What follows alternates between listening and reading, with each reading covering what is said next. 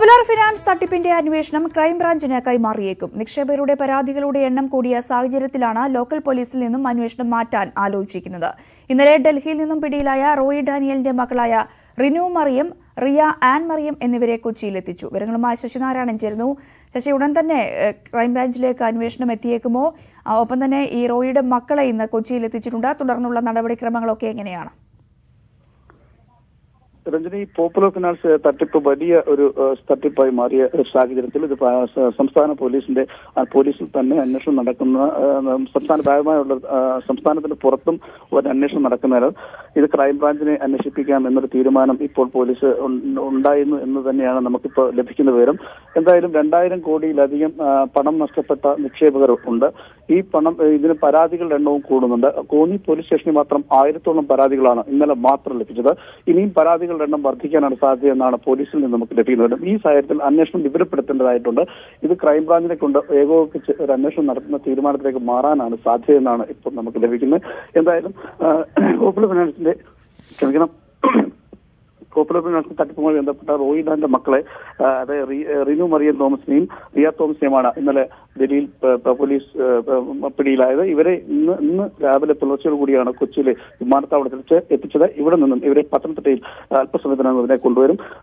ഈ വലിയ ഒരു തട്ടിപ്പ് കേസുമായി ബന്ധപ്പെട്ട് വിശദമായ ഒരു അന്വേഷണം നടത്തിയെങ്കിൽ മാത്രമേ ഇത് കൃത്യമായി ഈ പണം എവിടെ നിക്ഷേപിച്ചു, എങ്ങനെ മാറി എന്നുള്ള കാര്യങ്ങളെക്കുറിച്ചൊക്കെ പോലീസിന് വിലയിരുത്താൻ കഴിയുള്ളൂ. അതിനുശേഷമായിരിക്കും ഈ കേസിന്റെ അന്വേഷണം മുന്നോട്ട് പോകാൻ കഴിയുള്ളൂ. അതുകൊണ്ട് തന്നെയാണ് കേസ് അന്വേഷണത്തിന് ക്രൈംബ്രാഞ്ചിനെ ഏൽപ്പിക്കാനുള്ള നീക്കം നടക്കുന്നത്. വലിയ ഒരു തട്ടിപ്പ് തന്നെയാണ്. ഇതിനിടയിൽ റോയി ഡാനിൽ പാപ്പർ ഹർജിയും കൂടി കോടതിയിൽ സമർപ്പിച്ചിട്ടുണ്ട്. ഇത് ഫയൽ സ്വീകരിക്കുകയും ചെയ്തിട്ടുണ്ട്. കൃത്യമായ പഴുതടച്ചുള്ള അന്വേഷണം നടത്താൻ തന്നെയാണ് പോലീസ് തീരുമാനിച്ചിട്ടുള്ളത്. അതിനു പുറമെ ഇന്ന് പരാതിക്കാരായ പണം നഷ്ടപ്പെട്ട ആളുകളുടെ നിക്ഷേപകരുടെ ഒരു ധർണയും പോപ്പുലറിന്റെ ആസ്ഥാനമായ കോന്നി വകയാറിൽ നടത്താനും പരാതിക്കാർ തീരുമാനിച്ചിട്ടുണ്ട്. രഞ്ജിനി, എന്തായാലും ശശി, ഈ 200-ലധികം നിക്ഷേപകർക്കാണ് ഇങ്ങനെ പണം നഷ്ടമായിട്ടുള്ളത്. ഇപ്പോൾ റോയിയുടെ മക്കളെ ഡൽഹിയിൽ നിന്നും പിടികൂടി കൊച്ചിയിൽ എത്തിച്ചിട്ടുമുണ്ട്. ഈ റോയുമായൊക്കെ ബന്ധപ്പെട്ട് പോലീസ് നൽകുന്ന വിശദാംശങ്ങൾ എങ്ങനെയാണ്? അതുമായി എന്തൊക്കെ ബന്ധപ്പെട്ടുള്ള അന്വേഷണം എങ്ങനെയാണ് പുരോഗമിക്കുന്നത്? റോയി കഴിഞ്ഞ ഒരു മാസമായി തന്നെ ഇത്തരത്തിലൊരു സാമ്പത്തികമായുള്ള ഒരു നിക്ഷേപകർക്ക് പണം ലഭിക്കാതായതോടെ തന്നെ റോയി ഡാനിയലും ഭാര്യ പ്രഭയും ഇത്തരത്തിൽ വീട്ടിൽ നിന്ന് മാറി നിൽക്കുന്ന ഒരു സാഹചര്യമുണ്ട്. കാരണം വീട്ടിൽ ഇവരെ കാണാനോ അല്ലെങ്കിൽ ഇവരുമായി ബന്ധപ്പെട്ട് എന്തെങ്കിലും കാര്യങ്ങൾക്ക് നിക്ഷേപകർക്ക് ബന്ധപ്പെടാൻ ഒരു സാഹചര്യം ഉണ്ടായിരുന്നില്ല. പിന്നീടാണ് കഴിഞ്ഞ ഒരു മാസത്തിന് ശേഷം ഒരാഴ്ചയ്ക്ക് മുന്നാണ് ഇവർ ഇവിടെ നിന്നും മാറുന്നത്. വകയാറ് വീടും ഇവർ പൂട്ടിയിരിക്കുകയാണ്. ഇപ്പോൾ ഇവരെവിടെ ഉണ്ടെന്ന് അറിയില്ല. ഈ സാഹചര്യത്തിലാണ് പോലീസ് ലുക്കൌട്ട് നോട്ടീസ് പുറപ്പെടുവിച്ചിരിക്കുന്നത്. ഇവരെ അറസ്റ്റ് ചെയ്യാനുള്ള തീരുമാനത്തിൽ എല്ലാ രീതിയിലുള്ള അന്വേഷണം നടത്തിക്കൊണ്ടിരിക്കുകയാണ്. രഞ്ജിനി, ശരി ശശി. സെക്രട്ടേറിയറ്റിലെ പ്രോട്ടോകോൾ ഓഫീസിലുണ്ടായ തീപിടുത്തത്തിൽ പകുതി കത്തിയ ഫയലുകൾ സ്ട്രോങ് റൂമിലേക്ക് മാറ്റി. സ്കാൻ ചെയ്ത ഫയലുകൾ വിദഗ്ധ സമിതിയുടെ അന്വേഷണം പൂർത്തിയായ ശേഷമേ ഇനി പുറത്തെടുക്കൂ. പോലീസിന്റെ അന്വേഷണം പുരോഗമിക്കുകയാണ്. ഗസ്റ്റ് വിജ്ഞാപനങ്ങളും ഗസ്റ്റ് ഹൌസിലെ റൂം ബുക്കിംഗ് രേഖകളുമാണ് കത്തിയത്. സുപ്രധാന ഫയലുകൾ സുരക്ഷിതമാണെന്നും പൊതുഭരണ വകുപ്പ് പറയുന്നു. അന്വേഷണത്തിന്റെ ഭാഗമായിട്ടാണ് വിദഗ്ധ സമിതി ഫയലുകൾ ട്രഷറി സ്ട്രോങ് റൂമിലേക്ക് മാറ്റിയത്. ഓരോ ഫയലുകളും കൃത്യമായി നമ്പറിട്ടാണ് വിദഗ്ധ സമിതി തലവൻ ഡോക്ടർ എ കൌശികൻ പരിശോധിക്കുന്നത്.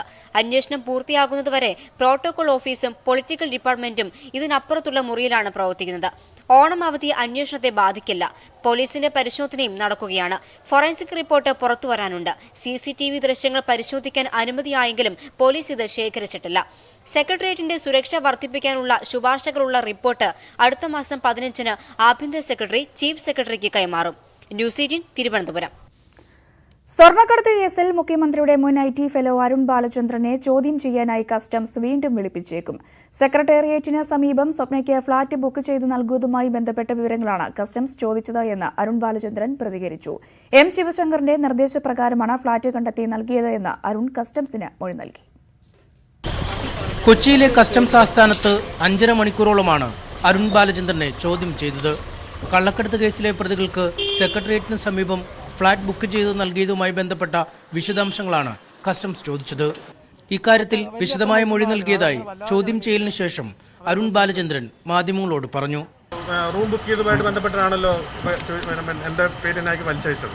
അപ്പോൾ അതിനെപ്പറ്റി ഡീറ്റെയിൽ ആയിട്ട് കാര്യങ്ങൾ ചോദിച്ചു. ഡീറ്റെയിൽ ആയിട്ടുള്ള മൊഴിയോട് കൊടുക്കും. അത്രേ ഉള്ളൂ. ആ സ്റ്റേറ്റ്മെൻറ്റ്സ് എല്ലാം ഞാൻ അന്ന് നിങ്ങൾ തന്നെ റിപ്പോർട്ട് ചെയ്ത കാര്യമാണ്. 16-ാം തീയതി തന്നെ ഞാൻ ആ എല്ലാവർക്കും എനിക്കറിയാവുന്ന എല്ലാ കാര്യങ്ങളും ഞാൻ അയച്ചു കൊടുത്തിട്ടുണ്ടായിരുന്നു. അത് അസം മൊഴിയായിട്ട് കൊടുക്കാനായിട്ടാണ്. മുഖ്യമന്ത്രിയുടെ മുൻ പ്രിൻസിപ്പൽ സെക്രട്ടറി M ശിവശങ്കറിന്റെ നിർദ്ദേശപ്രകാരമാണ് ഫ്ളാറ്റ് കണ്ടെത്തി നൽകിയതെന്ന് അരുൺ കസ്റ്റംസിന് നൽകിയ മൊഴിയിലും ആവർത്തിച്ചു. ഈ ഫ്ളാറ്റിലാണ് പ്രതികൾ കള്ളക്കടത്തുമായി ബന്ധപ്പെട്ട് ഗൂഢാലോചന നടത്തിയതെന്നാണ് അന്വേഷണ സംഘങ്ങൾ വ്യക്തമാക്കുന്നത്. ഫ്ളാറ്റ് എടുത്തു നൽകിയ ശേഷം പിന്നീട് ഇവിടേക്ക് വന്നില്ലെന്നും സ്വപ്നയടക്കമുള്ള ആളുകളുമായി ബന്ധപ്പെട്ടിട്ടില്ലെന്നും മൊഴിയിൽ പറയുന്നു. ഇക്കാര്യത്തിൽ വിശദമായ പരിശോധന നടത്തിയ ശേഷം അരുൺ ബാലചന്ദ്രനെ വീണ്ടും ചോദ്യം ചെയ്യാൻ വിളിപ്പിച്ചേക്കുമെന്നാണ് സൂചന. ന്യൂസ് 18 കൊച്ചി. കോവിഡ് വ്യാപനം മാറ്റമില്ലാതെ തുടരുമ്പോൾ സംസ്ഥാനത്തിന്റെ ഏറ്റവും പ്രധാന വരുമാന മാർഗങ്ങളിലൊന്നായ ടൂറിസം മേഖല നട്ടെല്ലൊടിഞ്ഞ അവസ്ഥയിലാണ്. 30,000 കോടിയിലധികം രൂപയുടെ നഷ്ടമാണ് കണക്കാക്കുന്നത്. വിനോദസഞ്ചാര മേഖലയിലെ പകുതിയിലധികം സ്ഥാപനങ്ങൾക്ക് ഇതിനകം പൂട്ടുവീണതായാണ് കണക്ക്. കഴിഞ്ഞ 2 വർഷങ്ങളിലും പ്രളയമടക്കമുള്ള പ്രകൃതി ദുരന്തങ്ങൾ ആഞ്ഞടിച്ചിട്ടും 2019 48,000 കോടി രൂപയാണ് വിനോദസഞ്ചാര മേഖലയിൽ നിന്ന് സംസ്ഥാനത്തിന് വരുമാനം ലഭിച്ചത്. ആദ്യ 2-3 മാസങ്ങളിലെ വരുമാനം ഒഴിവാക്കിയാൽ തുടർന്നുള്ള മാസങ്ങൾ പൂർണ്ണമായി വരുമാനരഹിതമാണ്. നഷ്ടം 30,000 കോടിയിലധികം. സംസ്ഥാനത്ത് രോഗവ്യാപനം വർദ്ധിക്കുന്ന സാഹചര്യത്തിൽ വർഷത്തിന്റെ അവസാന മാസങ്ങളിലും കാര്യമായ മാറ്റം പ്രതീക്ഷിക്കുന്നില്ല. സ്ഥാപനങ്ങൾ പൂർണ്ണതോതിൽ പ്രവർത്തനക്ഷമമല്ലെന്നിരിക്കെ പരിപാലന ചെലവുകളും ബാങ്ക് വായ്പയുമെല്ലാം സംരംഭകർക്ക് വൻ തിരിച്ചടിയാണ് നൽകിയിരിക്കുന്നത്. ഏറ്റവും കൂടുതൽ ബുദ്ധിമുട്ടുന്ന ടൂറിസം സെക്ടറാണ്. കാരണം ഫ്ലൈറ്റ്സ് ഇല്ല, ഇപ്പൊ പുറത്തേക്ക് പോകാൻ ഇന്റർനാഷണൽ ട്രാവലിംഗ് നടക്കുന്നില്ല, ഇന്റേണൽ ട്രാവലിംഗ് നടക്കുന്നില്ല. മൊത്തത്തിൽ ഏറ്റവും കൂടുതൽ ഇതിൽ ടൂറിസം ഇൻഡസ്ട്രിയിൽ ഏറ്റവും കൂടുതൽ അഫക്ട് ചെയ്തേക്കുന്നത് താഴെക്കിടയിലുള്ള ആളുകളിൽ നിന്നാണ്. ഡ്രൈവേഴ്സ്, ഗൈഡുകൾ, ഹോം സ്റ്റേ, ഹോട്ടൽസ്. ഹോട്ടൽ എന്ന് പറഞ്ഞാൽ നമുക്ക് അടച്ചിടാൻ പറ്റുകയില്ല. കാരണം റൂംസ് എല്ലാം ഫംഗസ് പിടിക്കും, അങ്ങനെയുള്ള പ്രോബ്ലം ഉള്ളതുകൊണ്ട് നമുക്ക് മിനിമം സ്റ്റാഫിനെ വെച്ച് മെയിൻറ്റെയിൻ ചെയ്യാണ്ട് പറ്റില്ല. നേരിട്ടും അല്ലാതെയുമായി വിനോദസഞ്ചാര മേഖലയിൽ സംസ്ഥാനത്ത് 15 ലക്ഷത്തിലധികം തൊഴിലാളികൾ പണിയെടുക്കുന്നതായാണ് കണക്ക്. ഇവരിൽ 70% തൊഴിൽ നഷ്ടമായി കഴിഞ്ഞു. 1 കോടി മുതൽ 1,500 കോടിയിലധികം രൂപ വരെ മുതൽ മുടക്കിയ 2000-ലധികം സംരംഭകരുണ്ട്. ഹോട്ടലുകൾ, റിസോർട്ടുകൾ, ഹോം സ്റ്റേകൾ തുടങ്ങി 50%-ലധികം സ്ഥാപനങ്ങൾ ലോക്ഡൌൺ പിൻവലിച്ച ശേഷവും അടച്ചുപൂട്ടിയ നിലയിൽ തന്നെയാണ്. ഇവയിൽ 35% സ്ഥാപനങ്ങളും സ്ഥിരമായ അടച്ചുപൂട്ടലിലേക്കാവും നീങ്ങുകയെന്നാണ് റിപ്പോർട്ടുകൾ. മൊറട്ടോറിയം കാലാവധി കഴിഞ്ഞതോടെ വായ്പകളുടെ തിരിച്ചടവടക്കം നിരവധി പ്രതിസന്ധികൾ സംരംഭകരെ കാത്തിരിക്കുന്നു. ന്യൂസ് 18 കൊച്ചി. കോവിഡ് വ്യാപനം മൂലം ടൂറിസം മേഖലയിൽ ഏറ്റവും ആഘാതമുണ്ടായത് ആലപ്പുഴയിലെ ഹൌസ് ബോട്ട് വ്യവസായത്തിനാണ്. 2000-ഓളം ബോട്ടുകളാണ് പുന്നമടക്കായലിൽ വെറുതെ കിടക്കുന്നത്. അടുത്ത മാസം പകുതിയോടെ സംസ്ഥാനത്തെ ആഭ്യന്തര ടൂറിസം രംഗം തുറന്നുകൊടുക്കാനാണ് സർക്കാർ ആലോചിക്കുന്നത്. വിനോദസഞ്ചാരം പ്രധാന വരുമാന മാർഗമായ പല ജില്ലകളിലും കടുത്ത പ്രതിസന്ധിയാണ് കോവിഡ് സൃഷ്ടിച്ചത്. തിരുവനന്തപുരവും ആലപ്പുഴയും ഇടുക്കിയും തൃശൂരും പൂർണ്ണമായും സ്തംഭിച്ചപ്പോൾ അല്പമെങ്കിലും പിടിച്ചു നിന്നത് എറണാകുളം ജില്ലയാണ്. 150ഓളം ഹോട്ടലുകൾ പെയ്ഡ് ക്വാറന്റൈൻ സംവിധാനത്തിൽ പ്രവർത്തിക്കുന്നതിനാൽ കുറച്ചെങ്കിലും വരുമാനം ലഭിച്ചു.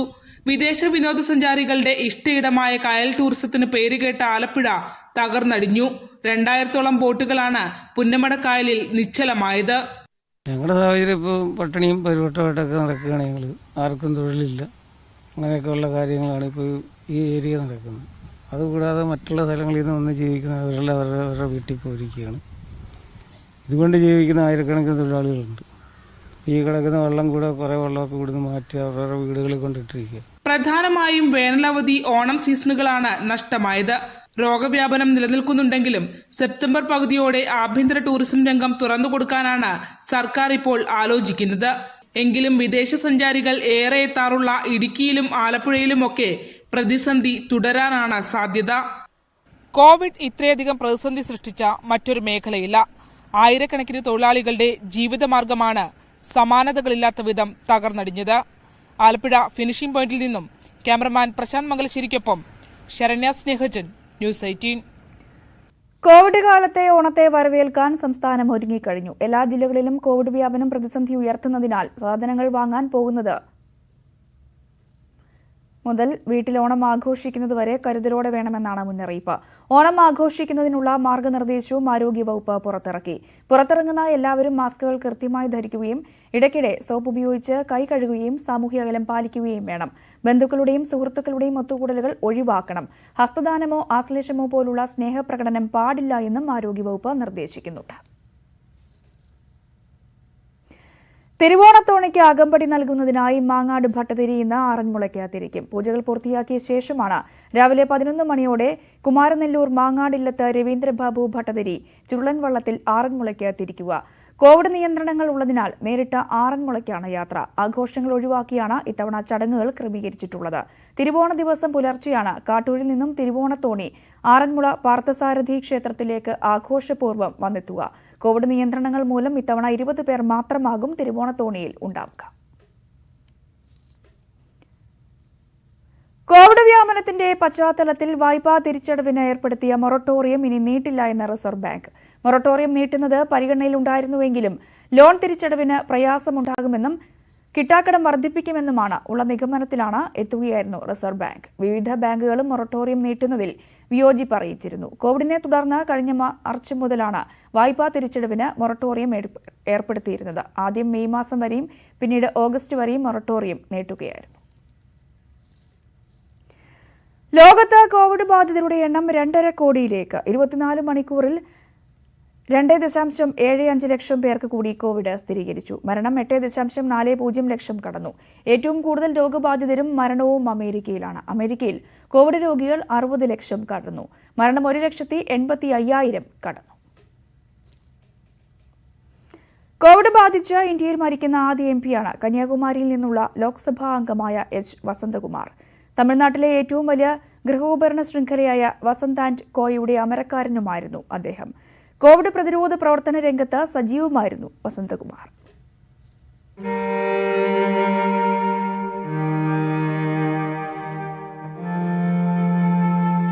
സെയിൽസ്മാനായി ആരംഭിച്ച് എംപിയായി അവസാനിക്കുകയായിരുന്നു എച്ച് വസന്തകുമാറിന്റെ ജീവിതം. 1978 ഹോം അപ്ലയൻസ് കടയായ വസന്ത് ആൻഡ് കോ എന്ന സ്ഥാപനം തുടങ്ങി. തുടർന്ന് 90-ലധികം ഷോറൂമുകളാണ് സംസ്ഥാനത്ത് തുറന്നത്. രാഷ്ട്രീയത്തിലിറങ്ങിയ ശേഷം വസന്ത് TV ചാനലും ആരംഭിച്ചു. 2006 നങ്കുനേരി നിയമസഭാ മണ്ഡലത്തിൽ നിന്ന് ജയിച്ച് 30 വർഷത്തിനു ശേഷം തമിഴ്നാട്ടിൽ വീണ്ടും കോൺഗ്രസിന് മേൽവിലാസമുണ്ടാക്കി. 2016 MLA ആയി. 2019 കന്യാകുമാരി MP ആയി. കേന്ദ്രമന്ത്രിയായിരുന്ന പൊൻ രാധാകൃഷ്ണനെതിരെ വലിയ ഭൂരിപക്ഷത്തിലാണ് വസന്തകുമാർ ലോക്സഭയിലേക്ക് ജയിച്ചു കയറിയത്. കോൺഗ്രസിന്റെ സംസ്ഥാന വർക്കിംഗ് പ്രസിഡന്റുമായിരുന്നു അദ്ദേഹം. എന്നും ജനോപകാര പ്രവർത്തനങ്ങളിൽ മുൻപന്തിയിലായിരുന്നു വസന്തകുമാർ. ഇറാനിൽ കുടുങ്ങിയ തമിഴ്നാട് സ്വദേശികളായ മത്സ്യത്തൊഴിലാളികളെ തിരിച്ചെത്തിക്കുന്നതിന് അദ്ദേഹം കേന്ദ്രത്തിൽ സമ്മർദ്ദം ചെലുത്തിയിരുന്നു. ഒടുവിൽ കോവിഡ് കാലത്ത് പാവപ്പെട്ടവർക്കായി മാസ്കുകളും PPE കിറ്റുകളും എത്തിക്കുന്നതിനും മുന്നിട്ട് നിന്നു. അതിനിടെയാണ് വൈറസ് വസന്തകുമാറിനെ കീഴടക്കിയത്. News desk news 18. പാർലമെന്റിന്റെ വർഷകാല സമ്മേളനം ആരംഭിക്കുന്നതിന് 72 മണിക്കൂർ മുൻപ് എംപിമാരും സ്റ്റാഫ് അംഗങ്ങളും കോവിഡ് പരിശോധന നടത്തണമെന്ന് ലോക്സഭാ സ്പീക്കർ ഓം ബിർള. പാർലമെന്റ് വളപ്പിൽ പ്രവേശിക്കുന്ന ലോക്സഭ, രാജ്യസഭാ സെക്രട്ടേറിയറ്റിലെ ജീവനക്കാരും വിവിധ മന്ത്രാലയത്തിലെ ഉദ്യോഗസ്ഥരും പാർലമെന്റ് നടപടികൾ റിപ്പോർട്ട് ചെയ്യുന്ന മാധ്യമ പ്രവർത്തകരും പരിശോധനയ്ക്ക് വിധേയരാകണം. സമ്മേളന കാലയളവിൽ സന്ദർശകർക്ക് പ്രവേശനമുണ്ടാകില്ല. കോവിഡ് കണക്കിലെടുത്ത് ക്രമീകരണങ്ങൾ ഒരുക്കുന്നതിന്റെ ഭാഗമായി ഡൽഹി എയിംസ്, ICMR, ആരോഗ്യ മന്ത്രാലയം ഉദ്യോഗസ്ഥർ തുടങ്ങിയവരുമായി സ്പീക്കർ ചർച്ച നടത്തി. അടുത്ത മാസം 14 മുതൽ ഒക്ടോബർ 1 വരെയാകും സമ്മേളനമെന്നാണ് സൂചന. മഞ്ചേശ്വരം MLAയും മുസ്ലിം ലീഗ് നേതാവുമായ MC ഖമറുദ്ദീനെതിരെ വഞ്ചനാ കുറ്റത്തിന് കേസെടുത്തു. ജ്വല്ലറിയുടെ പേരിൽ നിക്ഷേപകരിൽ നിന്നും പണം വാങ്ങി വഞ്ചിച്ചുവെന്ന പരാതിയിൽ ചന്ദേര പോലീസാണ് ജാമ്യമില്ലാ വകുപ്പ് പ്രകാരം കേസെടുത്തത്. ഫാഷൻ ഗോൾഡ് കമ്പനിക്ക് വേണ്ടി നിക്ഷേപകരിൽ നിന്നും പണം വാങ്ങി വഞ്ചിച്ചുവെന്ന പരാതിയിന്മേലാണ് മഞ്ചേശ്വരം MLA MC ഖമറുദ്ദീനെതിരെ ചന്ദേര പോലീസ് കേസെടുത്തിരിക്കുന്നത്. ചെറുവത്തൂർ ആസ്ഥാനമായി പ്രവർത്തിച്ചിരുന്ന ജുവലറിയിൽ പണം നിക്ഷേപിച്ച കാടങ്കോട് സ്വദേശി അബ്ദുൽ ഷുക്കൂർ, ആരിഫ, സുഹറ എന്നിവർ നൽകിയ പരാതിയിൽ ജാമ്യമില്ലാ വകുപ്പ് പ്രകാരമാണ് കേസ്. വിവാദമായ തൃക്കരിപ്പൂരിലെ വഖഫ് ഭൂമി ഇടപാടിലും ആരോപണ വിധേയനാണ് ട്രസ്റ്റ് ചെയർമാൻ കൂടിയായ Manjeshwaram MLA MC Kamaruddin. Managing ഡയറക്ടറായ TK പൂക്കോയ തങ്ങൾക്ക് എതിരെയും കേസെടുത്തിട്ടുണ്ട്. 800ഓളം പേർ നിക്ഷേപകരായ ജുവലറിയുടെ ചെറുവത്തൂർ, പയ്യന്നൂർ, കാസർഗോഡ് എന്നിവിടങ്ങളിലെ 3 ബ്രാഞ്ചുകളും ജനുവരിയിൽ അടച്ചുപൂട്ടിയിരുന്നു. കമ്പനിക്ക് 136 കോടി രൂപയുടെ ബാധ്യതയുമുണ്ട്. കഴിഞ്ഞ വർഷം ആഗസ്റ്റ് മുതൽ നിക്ഷേപകർക്ക് ലാഭവിഹിതം നൽകിയിരുന്നില്ല. പണം തിരിച്ചു കിട്ടില്ല എന്ന് ഉറപ്പായതോടെയാണ് നിക്ഷേപകർ പരാതി നൽകിയത്. ഒരാളിൽ നിന്ന് 30 ലക്ഷം രൂപയും മറ്റു 2 പേരിൽ നിന്ന് 3 ലക്ഷം രൂപ വീതവും കൈപ്പറ്റിയതായാണ് പരാതി. ട്രസ്റ്റ് ചെയർമാൻ എന്ന നിലയിൽ MLA വൻ തുക ശമ്പളം കൈപ്പറ്റിയിരുന്നതായും പരാതിയുണ്ട്. ന്യൂസ് 18 കാസർഗോഡ്. ഇടവേള. പൊന്നോണക്കാലം. ഓണക്കാലത്ത് മലയാളികൾക്ക് ഒഴിച്ചുകൂടാൻ കഴിയാത്തതാണ് കായ ഉപ്പേരി. എന്നാൽ തുടർച്ചയായി ഉണ്ടായ പ്രളയം സംസ്ഥാനത്തെ വാഴ കർഷകരുടെ നട്ടെല്ലൊടിച്ചിരിക്കുകയാണ്. കോഴിക്കോട്ടെ ഒരു ബേക്കറിയിൽ ചട്ടിയിൽ പൊരിയുന്ന ഏത്തക്കായുടെ കാഴ്ചപ്പാടിൽ കർഷകരുടെ വേദന പങ്കുവയ്ക്കുന്ന റിപ്പോർട്ടിലേക്ക്.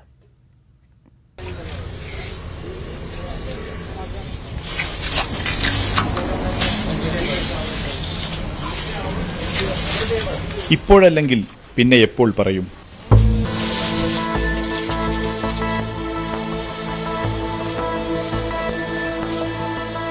വിനോദ് കുമാറിനൊപ്പം മുഹമ്മദ് ഷഹീദ്, ന്യൂസ് 18 കോഴിക്കോട്.